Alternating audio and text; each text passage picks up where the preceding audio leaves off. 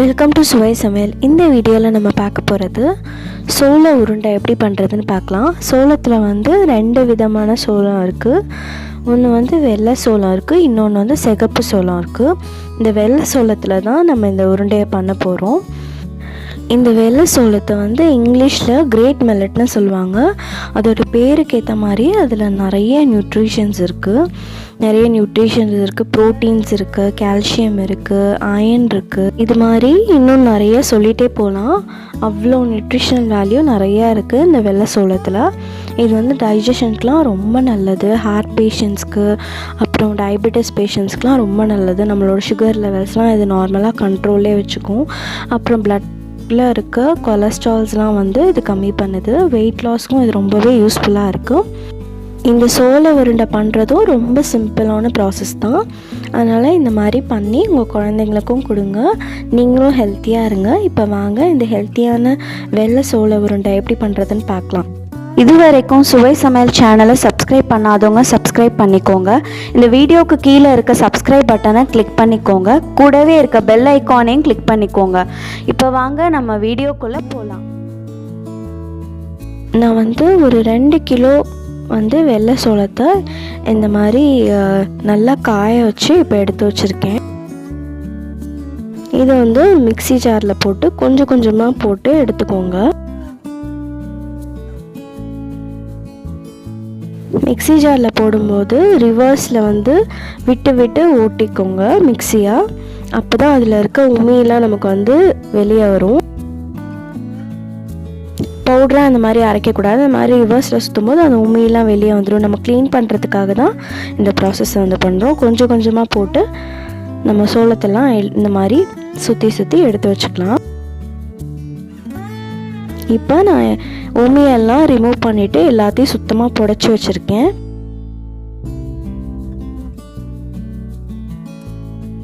இப்போ இதை ஒரு வாணலில் போட்டு நல்லா வறுத்து எடுத்துக்கோங்க. வறுத்தெடுத்தால் இந்த மாதிரி தான் சோளம் நல்லா பொரியும்.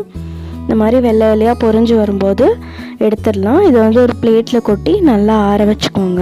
உங்களுக்கு டிபார்ட்மெண்ட் ஸ்டோர்லேயே சோள மாவு கிடைக்கும். அந்த சோள மாவு வாங்கி கூட நீங்கள் டைரெக்டாக யூஸ் பண்ணிக்கலாம். இது ரொம்ப பெரிய ப்ராசஸாக இருந்துச்சுன்னா நீங்கள் சோள மாவை வாங்கி ஒரு வாணலில் நெய் போட்டு அந்த சோள மாவை போட்டு வறுத்தெடுத்துக்கலாம். இப்போ ஒரு பாத்திரத்தில் எள்ளு கொஞ்சமாக கொட்டி நல்லா வறுத்தெடுத்துக்கலாம். இதையும்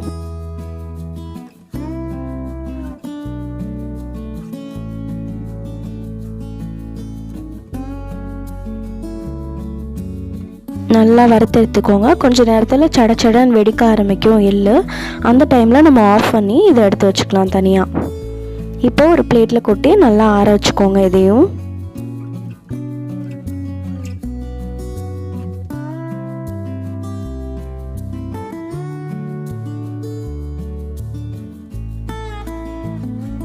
நல்லா ஆறினதுக்கப்புறம் நம்ம வறுத்து வச்சுருந்த சோள மாவோட 2 துண்டு சுக்கு, ஒரு 4-5 ஏலக்காய், நம்ம வறுத்து வச்சுருந்த எள்ளு கொஞ்சமாக சேர்த்து இது எல்லாத்தையும் நல்லா மிஷினில் கொடுத்து நல்லா பவுடராக அரைச்சி எடுத்துக்கோங்க.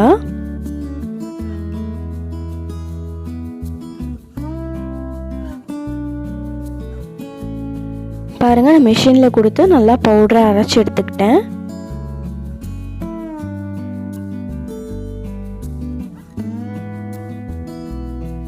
இப்போது நான் ஒரு மிக்ஸி ஜாரில் நாட்டு சர்க்கரை கொஞ்சமாக எடுத்திருக்கேன்.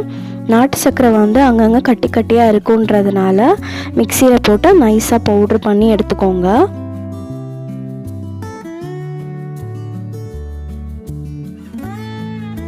இந்த மாதிரி இப்போ நல்லா பவுட்ரு பண்ணியாச்சு.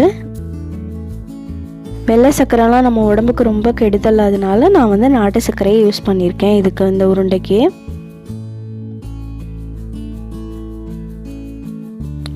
இந்த கப் அளவில் நான் 2 கப் அளவுக்கு நாட்டு சர்க்கரை பொடி பண்ணி எடுத்து வச்சுருக்கேன்.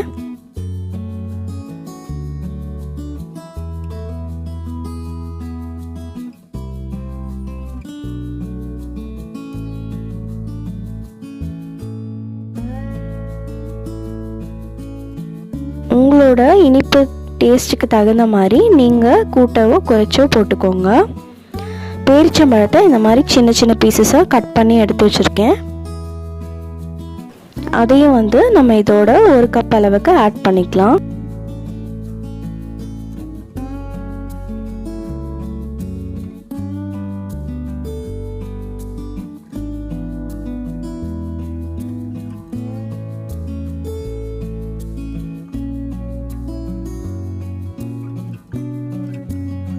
இதோட ஒரு 1/4 கப் அளவு பொட்டுக்கடலை சேர்த்துக்கோங்க.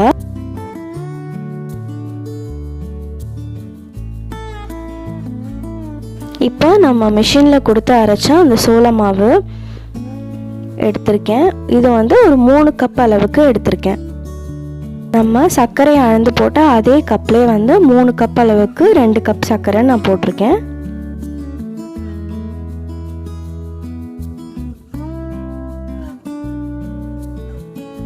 நம்ம அரைச்சி எடுத்தோம்ல அந்த சோளம், அப்புறம் சுக்கு, ஏலக்காய், எள்ளு, இது எல்லாத்தையும் சேர்ந்து பவுட்ரு பண்ண மாவு இது.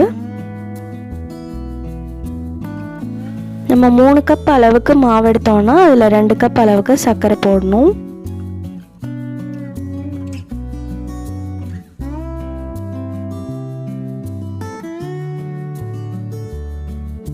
இப்போ நம்ம எடுத்து வச்சிருந்த எல்லா ட்ரை இன்க்ரீடியன்ட்ஸும் இந்த மாதிரி நல்லா கலந்து எடுத்துக்கோங்க.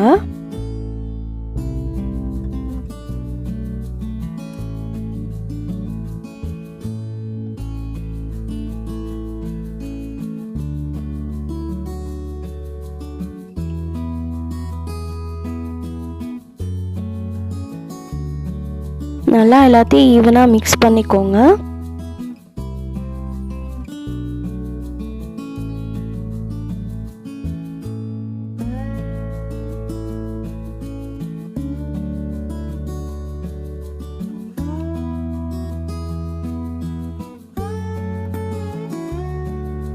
நமக்கு வந்து சர்க்கரை அளவு சரியாக இருக்கான்னு நீங்கள் இந்த டைமில் பார்த்துட்டு நீங்கள் ஆட் பண்ணுறதெல்லாம் இதில் ஆட் பண்ணிக்கலாம். இப்போது ஒரு பாத்திரத்தில் நெய் ஊற்றி நல்லா காய்ச்சி எடுத்துக்கோங்க. நெய் நல்லா சூடான பிறகு தான் நம்ம அந்த மாவில் போட்டு ஆட் பண்ணணும்.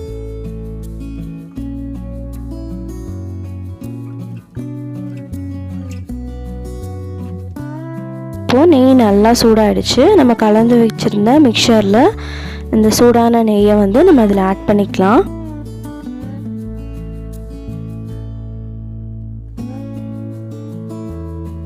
ஒரு மத்தோட காம்பு எடுத்து இந்த மாதிரி நல்லா கலக்கிக்கோங்க. ஏன்னா நெய் சூடாக இருக்கும்போது நம்மளால் கலக்க முடியாது. அதனால் இந்த மாதிரி மத்தோட காம்பு எடுத்து நல்லா ஈவனாக கலந்து விட்டுக்கோங்க. ரொம்ப ஹெல்த்தியான டிஷ் இது. இதில் நம்ம சுக்கெல்லாம் போட்டிருக்கிறதுனால நம்ம டைஜஷனுக்கு ரொம்ப யூஸ்ஃபுல்லாக இருக்கும். அது இல்லாமல் நம்ம சோளம், எள், ஏலக்காய் இதெல்லாம் உடம்புக்கு ரொம்ப நல்லது. அதுவும் இல்லாமல் நம்ம நார்மல் சர்க்கரை சேர்க்காமல் நாட்டு சர்க்கரை சேர்த்து தான் அது பண்ணியிருக்கோம். ரொம்ப சத்தான உருண்டை. நீங்களும் இதை வீட்டில் ட்ரை பண்ணி பாருங்கள். இந்த மாதிரி கையில் நமக்கு உருண்டை பிடிக்க வரதான் நீங்கள் செக் பண்ணிக்கோங்க. அப்படி பிடிக்க வரலன்னா இன்னும் கொஞ்சம் நம்ம வந்து நெய் ஆட் பண்ணி கலந்து விட்டுக்கலாம்.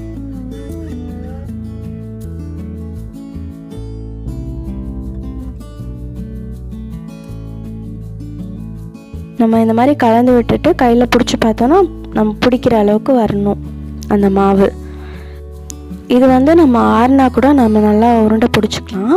நெய் சூடாக இருக்கும்போது தான் உருண்டை பிடிக்கணும் அப்படின்றதுலாம் கிடையாது. ஆறுனாலும் நமக்கு நல்லா உருண்டை கெட்டியாக தான் வரும்.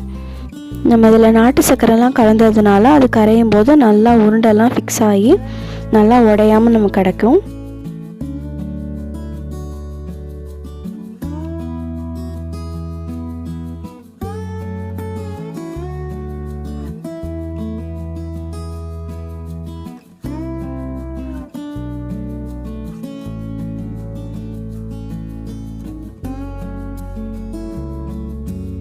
இந்த மாதிரி நல்லா கலந்து விட்டதுக்கப்புறம் நம்ம உருண்டை பிடிக்க ஆரம்பிச்சிடலாம்.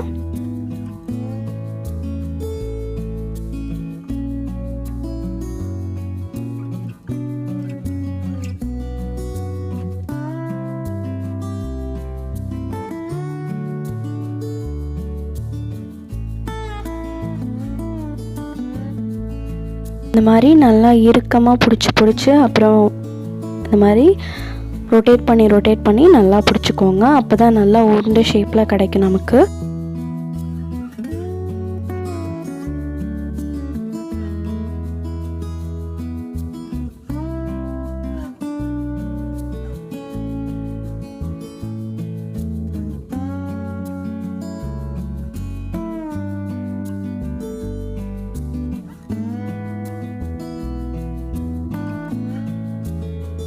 பாருங்கள், நமக்கு நல்லா ரவுண்ட் ஷேப்பில் வந்துருச்சு.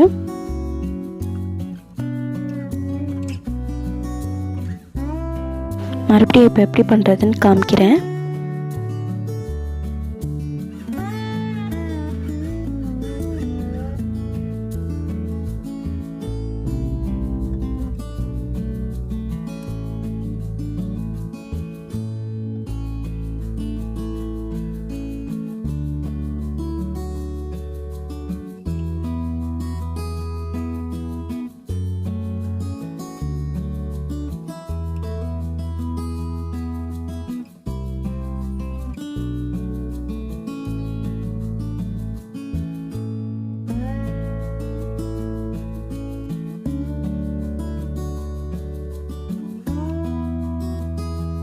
இதே மாதிரி மீதி இருக்க எல்லா மாவுலையும் உருண்டை பிடிச்சி எடுத்துக்கோங்க.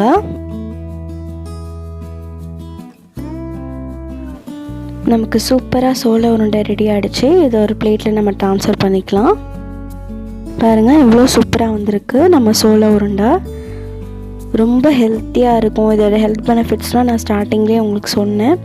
நீங்களும் இதை வீட்டில் ட்ரை பண்ணி பாருங்கள். ஹெல்த்தியாக இருங்க. உங்கள் குழந்தைங்களும் நல்லா ஹெல்த்தியாக வச்சுக்கோங்க. உங்களுக்கு இந்த வீடியோ பிடிச்சிருந்தா லைக் பண்ணுங்கள், ஷேர் பண்ணுங்கள் உங்கள் ஃப்ரெண்ட்ஸ்க்கு, கமெண்ட் பண்ணுங்கள். மறக்காமல் சுவை சமையலுக்கு சப்ஸ்கிரைப் பண்ணுங்கள். தேங்க்யூ ஃபார் வாட்சிங்.